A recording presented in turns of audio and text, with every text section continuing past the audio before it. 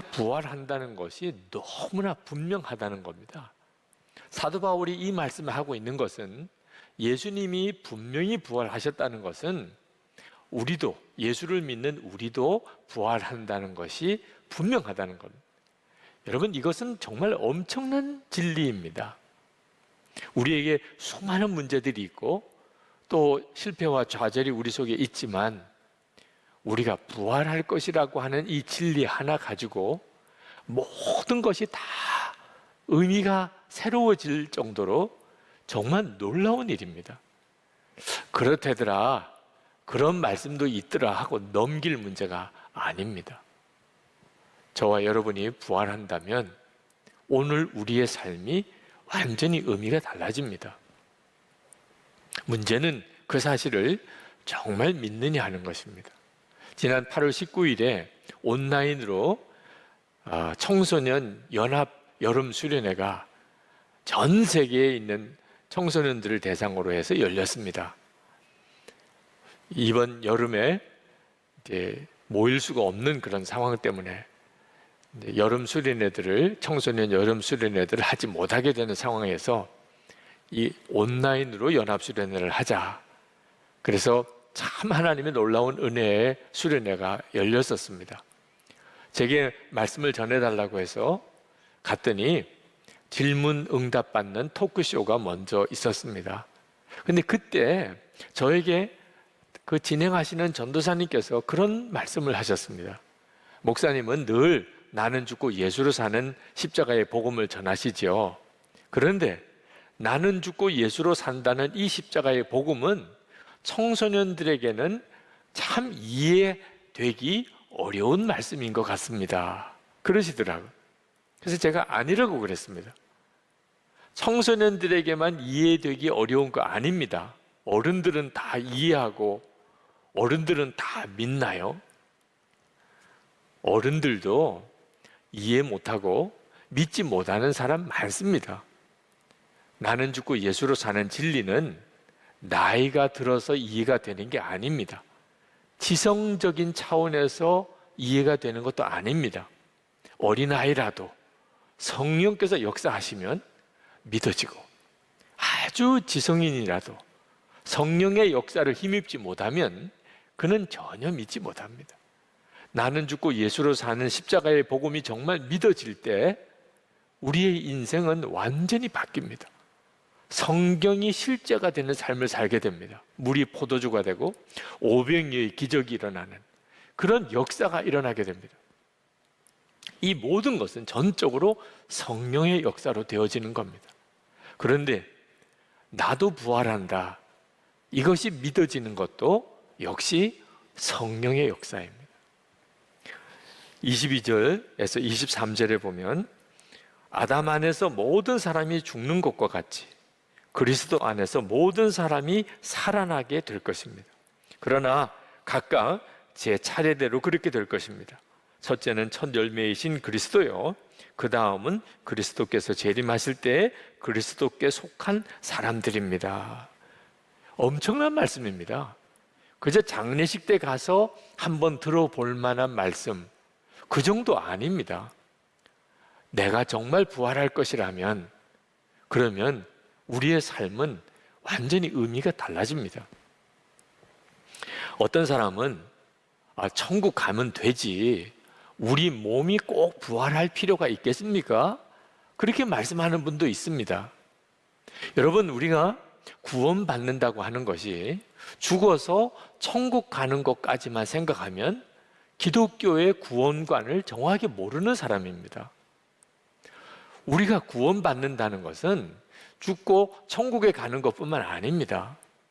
이 세상에 하나님의 나라가 완전히 이루어지고 그날이 예수님이 재림하시는 날입니다. 그리고 모든 그리스도인들이 주님과 함께 다시 부활해서 주님과 함께 이 땅을 다스리게 되는 것, 거기까지가 성경이 말하는 기독교의 구원입니다. 24절, 25절에서 그 말씀을 하고 있습니다. 그때가 마지막입니다. 그때에 그리스도께서 모든 통치와 모든 권위와 모든 권력을 폐하시고 그 나라를 하나님 아버지께 넘겨드리실 것입니다. 하나님께서 모든 원수를 그리스도의 발 아래 두실 때까지 그리스도께서 다스리셔야 합니다. 하나님의 나라가 진짜 있는 걸까? 하나님의 나라가 진짜 이 땅에 임할까? 그 점에 대해서 아직도 확신이 없는 분들도 있습니다. 여러분, 하나님의 나라는 앞으로 언젠가 어떻게 생길 나라가 아닙니다. 이미 영원 전부터 있었고 지금도 있고 영원까지 있는 나라가 하나님의 나라입니다. 하나님이 온 우주를 통치하고 계십니다. 단 하나, 사람이 살고 있는 이 지구만 잠시 동안 유예되어 있는 곳일 뿐입니다. 하나님이 창조하신 사람이 하나님의 말씀에 순종하지 않고 마귀가 하는 말을 따랐기 때문에 타락해서 마귀가 잠시 동안 이 지구에 있는 사람들을 왕노릇하면서 장악하고 있습니다. 요 기간 동안만 이 지구가 하나님의 나라의 통치에서 유예되고 있을 뿐입니다. 그러나 하나님께서 우리를 사랑하셔서 독생자를 우리에게 보내주심으로 이 지구에도 하나님의 나라가 시작되었습니다. 지금도 누구든지 예수님을 구주로 영접한 성도는, 그리고 그 교회 공동체에는 하나님의 나라가 임했습니다. 그래서 우리가 예수님을 왕이라고 부르는 것입니다. 예수님을 주님이라고 고백하는 겁니다. 그 예수님을 우리의 생명이라고 말하는 것입니다. 예수님이 이미 성도의 마음과 성도들의 공동체를 다스리고 계십니다. 그리고 우리 주님이 재림에 오실 때 이 땅에 하나님의 나라가 완전히 이루어지게 되는 것입니다.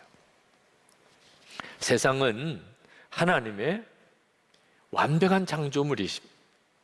우리 주님이 보시기에 좋았더라고 한 그것이 우리가 살고 있는 이 세상입니다.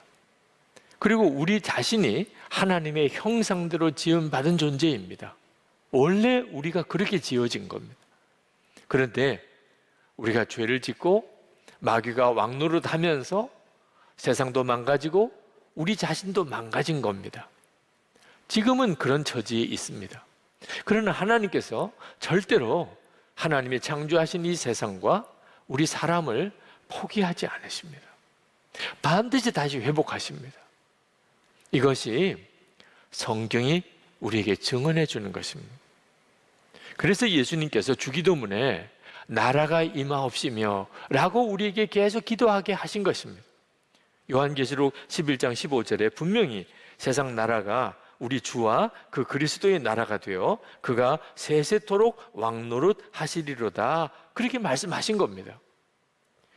우리도 부활할 것이라는 이 약속은 바로 이 하나님의 나라와 밀접하게 연결이 되어 있는 겁니다. 하나님의 나라가 이 땅에 임하실 때 그 하나님의 나라에 살면서 이 세상을 주님과 함께 다스릴 자가 부활한 우리입니다.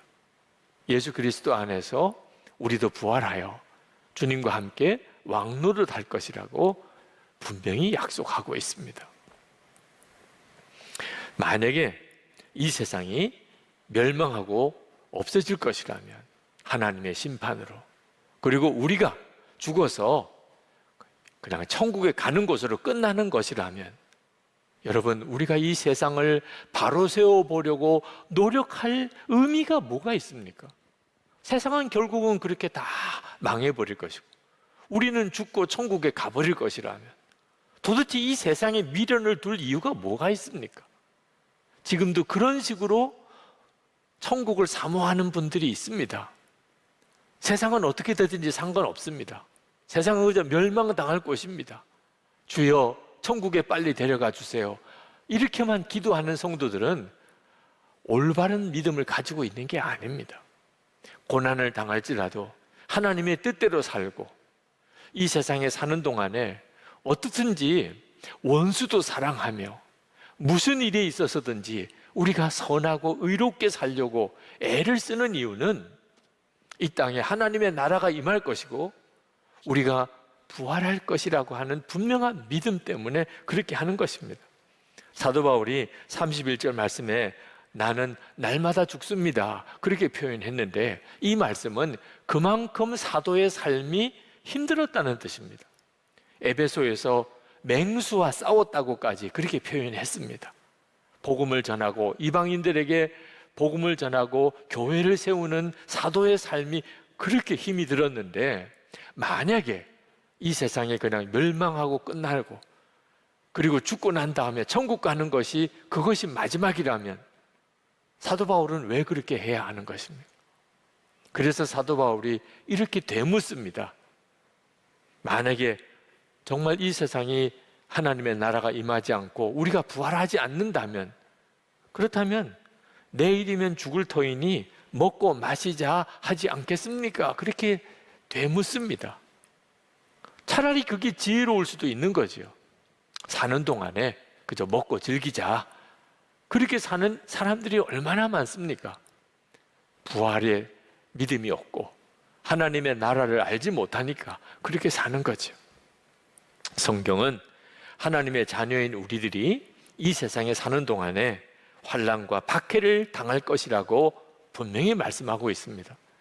사도행전 14장 22절에 우리가 하나님의 나라에 들어가려면 많은 환난을 겪어야 할 것이라. 디모데후서 3장 12절에 무릇 그리스도 예수 안에서 경건하게 살고자 하는 자는 박해를 받으리라. 이 말씀이 뭘 말하고 있는 겁니까?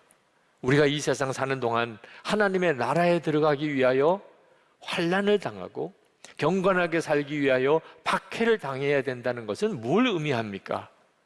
죽음으로 끝이 아니라는 것입니다. 이 땅에 반드시 하나님의 나라가 임할 것이라는 것. 그러므로 우리가 어떤 상황이 오더라도, 박해를 당할지라도 환난을 겪을지라도 절대로 뒤로 물러서지 말라. 이제 부활하게 될 터이니까. 그때는 고난을 당하면서 환난을 당하면서도 하나님의 뜻대로 살았던 자들이 받을 영광이 말할 수 없이 크니까 그렇게 살라고 하는 것입니다. 제가 한인 선교사 대회 때 전 세계에서 모인 우리 선교사님들을 보면서 느낀 것이 하나 있었습니다.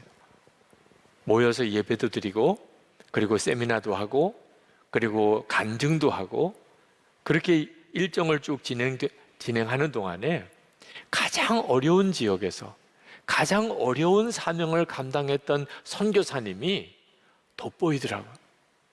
다른 동료 선교사님들로부터 존경을 받더라고요. 고생을 많이 한 선교사가 더 높임을 받더라고요. 야, 그때 이게 바로 하나님의 나라의 놀라운 비밀이라는. 왜 우리가 하나님 뜻대로 살려고 하면 할수록 더 어려움을 겪습니까? 하나님의 나라가 있기 때문에 그런 것입니다. 여러분, 일제시대 때 독립운동을 하다가 그렇게 세상을 떠난 우리 독립유공자들, 만약에 지금 다시 부활한다면 얼마나 자랑스럽겠습니까?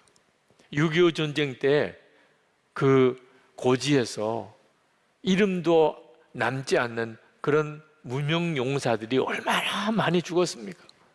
그런데 그들이 지금 다시 살아난다면 그들이 얼마나 많은 사람들로부터 높임을 받겠습니까? 그러나 우리가 어떻든지 독립유공자들을 예우하고 그 후손들에게 무언가 우리가 보상을 하려고 애를 쓰지만 그들이 부활하지는 않습니다.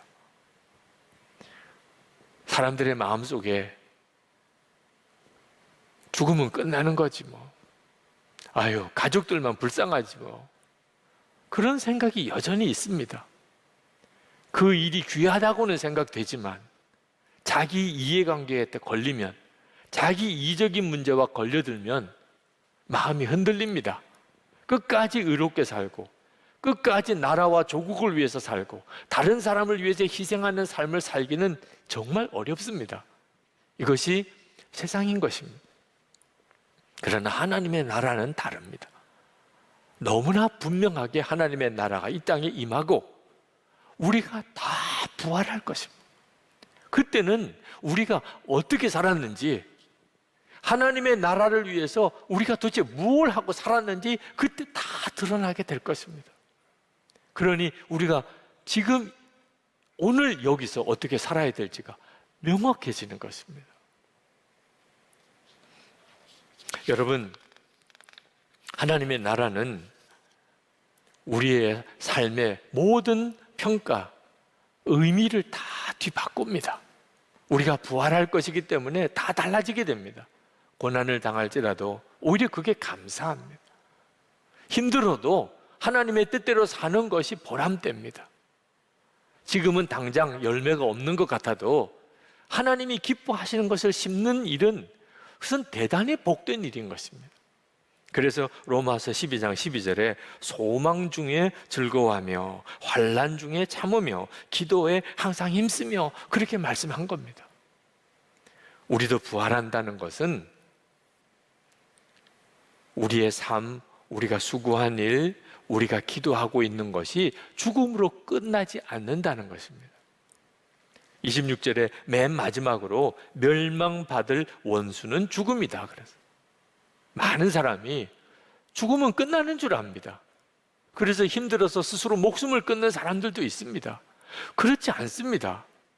우리의 고생한 것도, 우리가 나름대로 참 선한 씨를 심은 것도 다 죽음의 문제를, 벽을 넘어서서 열매 맺을 때가 옵니다. 우리가 만약에 지금 부끄럽게 살았다면, 그렇다면 죽음으로 끝나지 않습니다. 영원히 그것으로 인해서 부끄러움을 당하게 됩니다. 예수님께서 근심하지 마라, 두려워하지 마라, 믿기만 하라, 가진 것을 다 가난한 사람들에게 나누어 주라, 원수도 용서하라, 십자가를 지고 나를 따르라, 이렇게 말씀하신 것은 예수님은 하나님의 나라를 너무나 분명하게 보고 계셨기 때문입니다. 그러니까 그렇게 말씀하신 겁니다. 우리에게 그게 유익하니까. 여러분, 이제 여러분 주변에 하나님의 나라 백성들이 누가 있는지를 한번 잘 살펴보시기 바랍니다. 반드시 있습니다. 우리나라 사람, 한국 사람은 아프리카 가도 한국 사람, 일본 가도 한국 사람, 미국 가도 한국 사람이지 않습니까? 표시가 나지 않습니까? 한국 사람은. 하나님의 나라 백성도 똑같습니다. 이 세상에 살아도 하나님의 나라 백성은 하나님의 나라 백성답게 삽니다. 자기가 부활할 것을 분명하게 믿기 때문에 그렇습니다. 그래서 하나님의 뜻대로 살다가 고난을 당해도 오히려 그것으로 감사합니다. 불평, 원망 더 이상 없습니다. 낙심과 좌절 말도 안 됩니다. 모든 사람과 화평하고 거룩하게 살고 싶어집니다. 부활할 것이 믿어지면 그렇게 됩니다. 우리는 당장 내 눈앞에 될 일에 대해서는 모릅니다. 하나님이 가르쳐 주지 않으십니다. 도대체 코로나19 확산을 언제 멈출지, 언제 우리들의 일상은 정상으로 돌아오게 되는 건지, 앞으로 경제적인 문제는 어떻게 될지 솔직히 우리는 모릅니다. 그러나 하나님은 우리 눈앞에 되어지는 일에 대해서 세세하게 말씀하지 않으시지만 마지막에 결국 될 일에 대해서는 명확하게 말씀하셨습니다. 이 세상에 하나님의 나라가 임하고 우리는 부활하여 주님과 함께 다스리게 될 것입니다. 그런데 이 하나만 가지고 지금 현재 우리가 어떻게 살아야 될지가 너무 분명해집니다. 흔들리지 않습니다. 유혹이 오고 핍박이 와도 하나님이 하라고 하는 대로 가는 거죠. 그게 가장 지혜롭지요. 오직 주님이 기뻐하시는 일이 뭘까? 그것만 생각하고 사는 것입니다. 아유, 헛고생 아니야? 내가 이렇게 고생하고 수고해도 누가 알아주겠어? 여러분, 정말 생각을 바꿔야 됩니다. 우리가 애를 쓰고 하나님의 나라를 위해서 심고 고생하고 고난당하고, 그런데 마지막은 순교로 끝난다. 여러분, 그게 끝 아닙니다. 우리가 부활할 것이기 때문에 끝이 아닙니다. 사도 바울은 고린도전서 3장 6절 7절에 이렇게 말씀했습니다. 나는 심었고 아볼로는 물을 주었으되 오직 하나님께서 자라나게 하셨나니 그런즉 심는 이나 물 주는 이는 아무것도 아니로되 오직 자라게 하시는 이는 하나님뿐이니라. 아니, 하나님이 주신 사명이 심는 사명이라면 심는 곳으로 만족하는, 하나님이 주신 사명이 물 주는 일이라면 물 주는 곳으로 충분한 겁니다. 기르고 열매 맺게 하시는 일은 하나님이 하시는 것입니다. 우리가 만약에 부활이 없다고 한다면 심는 일만 하고 물 주는 일만 하는 사람은 정말 기분도 안 날 겁니다. 의욕도 사라질 겁니다. 그렇지만 하나님의 나라가 임하고 결국은 하나님이 그 모든 것을 다 이루셨을 때 심은 자는 심은 자대로, 물 주는 자는 물 주는 자대로 그 하나님의 나라에서 그 영광에 함께 참여하게 될 것입니다. 무엇이 문제입니까? 이건 정말 엄청난 힘이지 않습니까? 내가 죽을 때까지 어떤 뚜렷한 열매를 거두지 못했다고 우리는 낙심하지 않습니다. 그 다음 누군가가 뒤이어서 또 이어갈 겁니다. 결국은 하나님이 다 이루실 것입니다. 그리고 우리는 그 모든 것을 함께 누리게 될 것입니다. 할렐루야! 정말 놀랍죠. 여러분, 하나님의 나라를 위해서 기도해야 합니다. 안타깝게도 많은 사람들이 살기가 힘들고 너무 바쁘다 보니까 하나님의 나라 위해서 기도하는 것을 잊어버리고 삽니다. 여러분, 이거 큰일 납니다. 하나님의 나라가 임했을 때 하나님의 나라를 위해서 기도도 안 한 사람이 어떻게 하나님의 나라에 들어갈 수가 있겠습니까? 하나님의 나라의 백성은 하나님의 나라를 위해 기도하게 되어 있습니다. 그리고 기도하니까 하나님의 나라의 영광이 더 분명해지는 겁니다. 하나님의 나라의 영광이 분명해지니까 더 기도하게도 되는 것입니다. 우리는 반드시 부활할 것입니다. 증거가 너무 분명합니다. 예수 그리스도께서 부활하셨으니까. 그리고 우리 안에 거하시니까. 그래서 우리가 예수님, 부활하신 주님과 동행하는 일에 힘써야 하는 겁니다. 예수 동행 속회가 오늘부터 시작이 됩니다. 오늘 선한목자교회 전 교인들은 예수 동행 일기를 쓰고 주님과 동행하는 첫 걸음을 다 내디딥니다. 저는 이 날을 제 평생 아마 잊을 수 없을 것 같습니다. 그러나 여러분, 그저 한 번 쓰신 것으로 만족하지 마시기 바랍니다. 부활의 주님과 동행하는 삶처럼 우리에게 필요한 것, 소중한 것 없습니다. 주님과 동행하는 삶을 계속 살아가시기 바랍니다. 그게 바로 부활신앙의 놀라운 능력의 원천입니다. 그리고 우리의 삶이 다 달라집니다. 오늘의 삶이 다 의미가 새롭게 됩니다. 부활신앙으로 어떤 상황에서든지 염려하지 아니하고 두려워하지 아니하고 절망하지 아니하고 오직 사랑만 하며 모든 일에 감사하며 하나님의 말씀에 순종하는 삶을 살게 되기를 축원합니다. 우리 기도합시다.